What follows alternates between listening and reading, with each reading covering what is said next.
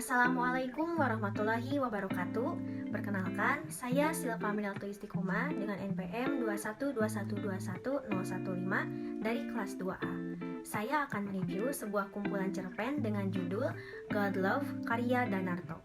Kumpulan cerpen ini berjudul God Love dengan penulis Danarto dan diterbitkan oleh rombongan dari Dongeng Dirah pada tahun 1974.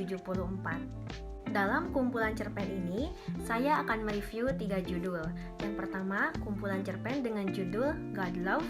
Yang kedua, kumpulan cerpen dengan judul visual yaitu berupa gambar bentuk hati yang tertusuk anak panah dan meneteskan darah. Dan yang ketiga, kumpulan cerpen dengan judul Sandiwara atas Sandiwara. Saya akan menjelaskan sedikit sinopsis mengenai ketiga judul cerpen yang sudah saya baca menggunakan pendekatan parapraktis dan menganalisis menggunakan pendekatan yang lainnya seperti pendekatan emotif dan juga pendekatan didaktif. Kumpulan cerpen yang pertama dengan judul God Love. Cerpen ini mengisahkan tentang situasi setelah terjadinya peperangan. Banyak prajurit-prajurit yang gugur dalam peperangan itu, sehingga mayat-mayat prajurit tersebut bergelimpangan dengan senjata-senjata yang membunuh mereka di atas sebuah padang yang gundul. Jika angin berhembus dengan kencang, bau-bau dari mayat prajurit yang gugur akan terbang jauh kemana-mana, seolah-olah menjelaskan bahwa akibat dari adanya perang itu busuk. Tetapi apa boleh buat, prajurit tetaplah prajurit yang akan dengan patuh dan tabah akan perintah. Walau risikonya berat, perang tersebut tetap terjadi dan menghasilkan hasil yang memuaskan. Nah, dalam cerpen ini diceritakan dua orang laki-laki berbeda usia. Satu laki-laki yang masih berusia muda, sedangkan satu laki-laki lainnya dengan usia yang sudah tua, namun masih terlihat kuat. Kedua laki-laki tersebut merupakan seorang ayah dan seorang anak. Mereka berdua menumpangi sebuah gerobak yang ditarik oleh 2 ekor kerbau melewati padang gundul dengan kondisi jalan yang tidak merata dan berlubang karena bekas ledakan bom-bom dari peperangan yang sudah terjadi. Nah, sang ayah diceritakan seolah menolak takdir dan tidak menerima dengan nasib yang dijalaninya. Dia tidak terima dengan nasib semua anaknya yang mati karena peperangan yang sudah terjadi, kecuali si bungsu yang menjadi prajurit itu. Dia merasa tidak adil sehingga ingin melakukan sesuatu agar dia mendapat perubahan dalam nasibnya. Sedangkan sang anak diceritakan pasrah dan ikhlas akan nasib yang dimilikinya. Untuk mendapatkan sebuah keinginan, seseorang tentu akan mencari caranya sendiri. Dan tokoh ayah pada cerpen ini menggunakan caranya dengan membunuh anaknya sendiri. Sang ayah yang gila hormat ingin menjadikan anaknya dikenal sebagai pahlawan. Tapi keadilan yang didapat tokoh ayah tidak dapat dia nikmati karena dia menggunakan cara yang salah, yaitu dengan membunuh anaknya. Akhirnya keadilan yang menimpa dirinya setelah dia menghilangkan nyawa anaknya, dia pun kehilangan nyawa juga. Sang ayah terbunuh oleh seorang wanita yang tidak lain adalah istrinya dengan cara ditembak mati. Pendekatan emotif dalam cerpen ini menceritakan 2 orang tokoh laki-laki yang merupakan sepasang ayah dan anak. Sang ayah diceritakan merasa tidak adil dan menolak atas takdir yang dimilikinya. Dia tidak terima atas nasib semua anaknya yang mati karena peperangan, kecuali si bungsu yang merupakan prajurit. Sedangkan sang anak diceritakan pasrah dan ikhlas atas nasib yang dimilikinya. Judul cerpen yang kedua yaitu dengan judul visual gambar jantung yang tertusuk anak panah dan meneteskan darah.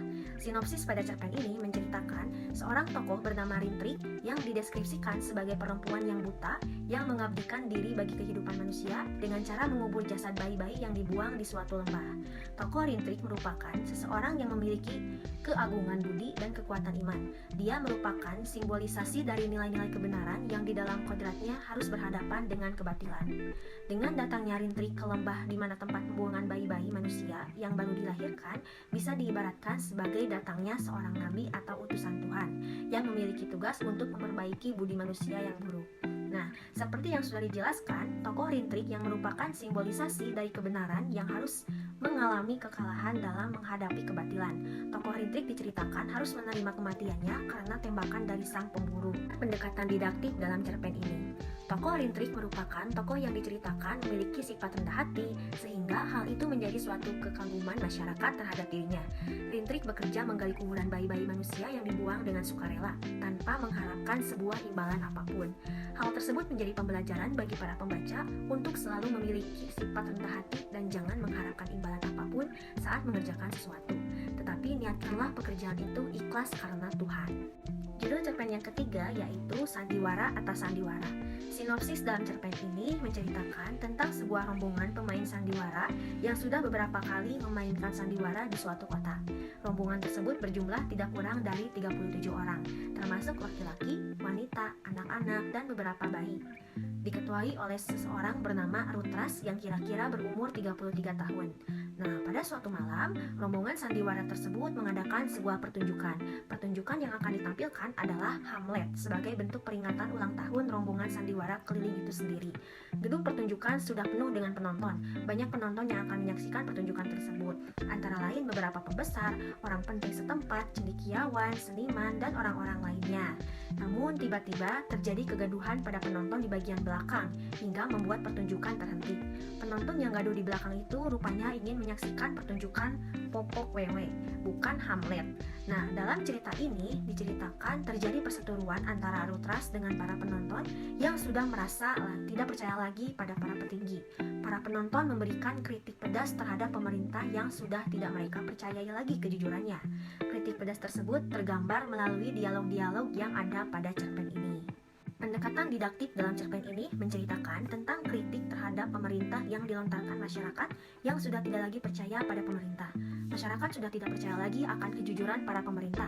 Misalnya seperti pemerintah yang hanya mementingkan dirinya sendiri dan mengambil dana yang seharusnya untuk masyarakat, tetapi malah diambil oleh dirinya sendiri.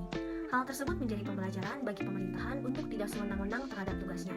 Menurut ahli sastra, kumpulan cerpen God Love karya Danarto ini termasuk jenis prosa angkatan 70-an.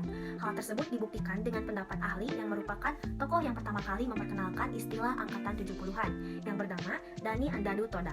Menurut beliau, pengarang dari angkatan 70 berusaha melakukan eksperimen untuk mencoba batas-batas beberapa kemungkinan bentuk sastra, baik puisi, prosa maupun drama, semakin tidak jelas. Hal ini tergambar pada kumpulan cerpen ini yang sudah keluar dari batas karya sastra yang hanya membahas mengenai kawin paksa atau semangat nasionalisme dan mencoba batas-batas kemungkinan yang baru. Dalam kumpulan cerpen God Love ini, beberapa cerpen berhubungan dengan dunia mistik dan berhubungan dengan kebatinan Jawa atau biasa dikenal dengan manunggaling kawula gusti, atau istilah lainnya adalah kerinduan makhluk terhadap Tuhannya untuk mencapai sebuah persatuan. Dalam setiap karya sastra tentu memiliki kelebihan dan kekurangan. Nah, kelebihan dari kumpulan cerpen ini, yang pertama, cerpen ini memiliki 9 cerpen dengan judul dan tema yang berbeda di setiap judulnya, sehingga pembaca tidak akan jenuh dengan tema cerita yang berbeda. Kemudian yang kedua, terdapat satu judul yang unik di bagian daftar isi, yang hanya divisualisasikan dengan gambar hati yang tertusuk anak panah dan meneteskan darah, sehingga pembaca akan merasa penasaran akan isi dari judul tersebut. Dan yang ketiga, pembaca diajak untuk membaca sebuah karya sastra yang berkaitan dengan hal-hal mistik. Sedangkan untuk kekurangannya, yang pertama, umumnya tema-tema cerita pendek ini sedikit sulit dipahami, kecuali dengan bekal pandangan kebudayaan Jawa mengenai kehidupan alam dan semesta. Yang kedua, bahasa yang digunakan kadang sulit dipahami karena memakai bahasa yang kental akan sastra. Danarto merupakan salah satu sastrawan yang biasanya dalam karya sastra yang dia buat membawa tema tentang hal mistik dan kritikan terhadap sesuatu. Dalam kehidupan manusia yang tidak luput akan ketidakadilan, Danarto menuangkan ketidakadilan tersebut ke dalam karya sastranya.